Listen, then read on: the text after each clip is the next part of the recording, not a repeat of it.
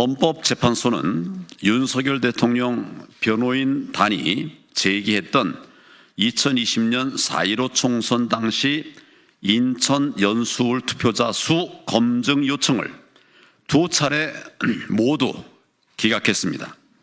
이는 오히려 윤 대통령의 부정선거 의혹 규명을 위한 비상계엄 발령의 당위성을 강하게 뒷받침해 주는 사례입니다.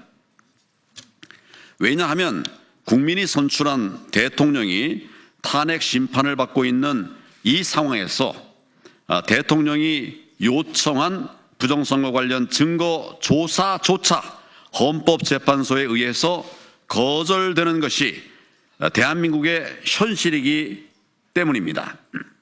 그러니 우리 국민, 우리 정부 관리, 그 어떤 누가 사법부를 통해서 선관위 압수수색 영장을 발부받고 이를 통해서 부정선거 관련 수사를 개시할 수나 있겠습니까?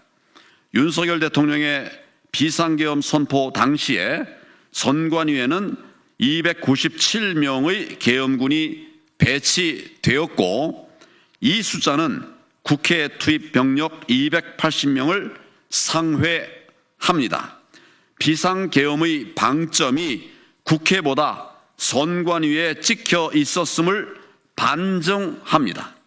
상황이 이럴진데 헌법재판소는 비상계엄의 정당성 여부를 가늠하는 부정선거 문제를 충분히 심리하고 변론 기회 역시 충분히 부여함이 마땅함에도 이를 외면하고 있으니 심각한 문제가 아닐 수가 없습니다. 지금이라도 초점을 비상계엄의 본질인 부정선거 규명 문제에 맞춰야 합니다. 만일 수산시장 안에 어느 점포 하나가 저울을 속여가지고 고객의 항의를 받았다면 수산시장 상인회 전체가 나서서 영업정지 등으로 징계하고 또 재발 방지를 약속하는 등 신뢰 회복에 최선을 다하는 것이 마땅할 것입니다. 하물며 국가의 공복을 선출하는 선거를 관리하는 선관위라면 더 이상 무슨 말이 필요하겠습니까? 선관위는 무신 분립의 헌법기관으로 국민의 절대적 신뢰를 기반으로 운영되어야만 합니다. 그러나 불행히도 현실은 전혀 그렇지 않습니다. 그동안 많은 유권자들이 선관위를 도저히 못 믿겠다, 외세가 개입하고 불순 세력이 손을 댄 것이 분명하다, 이렇게 의심했음에도 불구하고 선관위는 아니다, 손을 절대 그럴 리가 없다, 믿어달라, 이런 말만 되풀이했습니다. 선관위의 저울치기로 재미를 본 우리 사회의 다른 한켠에서는 부정선거를 한낱 음모론으로 치부하고 있습니다.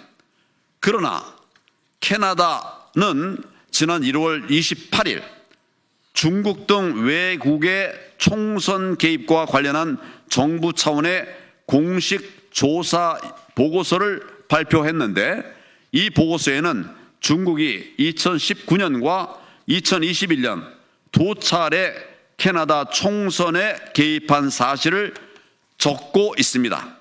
상황이 이럴진데 중국의 캐나다 총선 개입은 팩트이고 중국의 우리나라 총선 개입은 음모론이다, 감히 이렇게 말할 수 있겠습니까? 저는 지난 수년간 부정선거는 팩트임을 끊임없이 강조해 왔습니다. 검찰 재직 28년 대부분을 공안 검사로 근무하면서 부정선거를 전문적으로 수사했던 제가 4.15 총선 재검표 현장에 직접 가서 가짜 투표지들이 쏟아져 나오는 정말 기가 막힌 모습을 제 두 눈으로 똑똑히 목격하고 확인했습니다. 투표 집계 조작과 투표지 바꿔치기 등 상상하기 어려운 그런 엄청난 작업이 이루어진 것으로 볼 때 거대한 국내외 불순 세력의 존재를 감지할 수 있었습니다. 나아가서 문형배 헌법재판소장 권한대행은 세계 선거재판회의 총회에 2019년 멕시코와 2022년 인도네시아 등 두 차례나 참석한 전력이 있습니다. 그런데 우리나라 헌법재판소는 선거재판 그리고 선거 관리의 권한과 기능이 없습니다.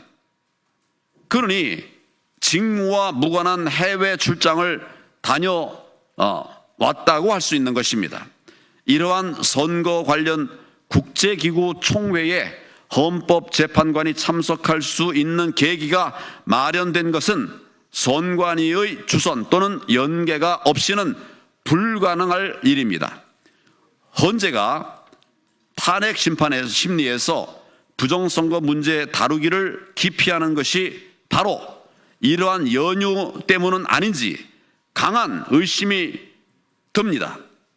마침 오늘 오후 2시 30분 프레스센터 18층에서 부정선거 부패방지대가 개최하는 외신기자 회견이 열립니다.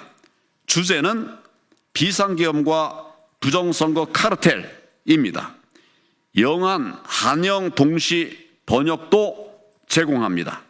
오늘 기자회견에서는 사전투표함 보관소의 CCTV를 어떻게 조작할 수 있는지도 시연할 예정입니다. 기자 여러분들의 많은 참여를 부탁드립니다. 헌법재판소의 심리가 시간에 쫓기듯 진행되지 않아야 합니다. 지금과 같이 초시계까지 등장한 재판은 사법 역사의 조롱거리가 될 것입니다. 윤 대통령의 방어권을 충분히 보장하며 합리적으로 진행할 것을 강력히 촉구합니다.